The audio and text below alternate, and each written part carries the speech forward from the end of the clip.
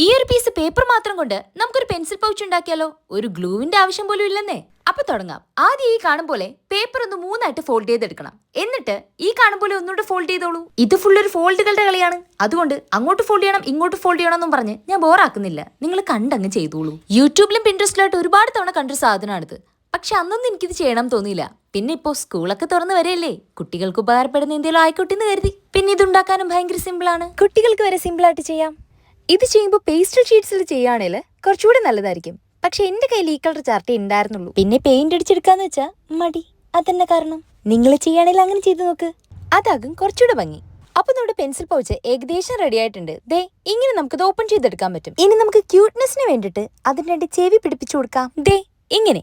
ഇനി കണ്ണിന്റെ മൂക്കിന്റെ ഒരു കുറവ് വേണ്ട, അതോടെ വെച്ചു കൊടുത്തോളൂ. ഇനി നമുക്കിതില് പെൻസിലോ പേനയോ സ്കെച്ച് പെന്നോ എന്ത് വേണേലും ഇട്ടുവെക്കാം. പക്ഷെ ഇതിലെല്ലാം കൂടി ഒരുമിച്ചങ്ങ് ഇട്ടുവെക്കാന്ന് വിചാരിക്കരുത്. അത് വെറും വ്യാമോഹം മാത്രം. പിന്നെ ഇത് പേപ്പറല്ലേ, വെള്ളം നനഞ്ഞ കീറിപ്പോവില്ലേ, വലിച്ചാ കീറിപ്പോവില്ലേ എന്നൊക്കെ ചോദിക്കുന്നവരോട് തീർച്ചയായിട്ടും കീറിപ്പോവും. അപ്പൊ വീഡിയോ ഇഷ്ടമായിട്ടുണ്ടെങ്കിൽ ലൈക്ക് സബ്സ്ക്രൈബ് മറക്കണ്ട. പറ്റാണെങ്കിൽ ഒരു കമന്റ് കൂടി. അപ്പൊ വീണ്ടും കാണാം.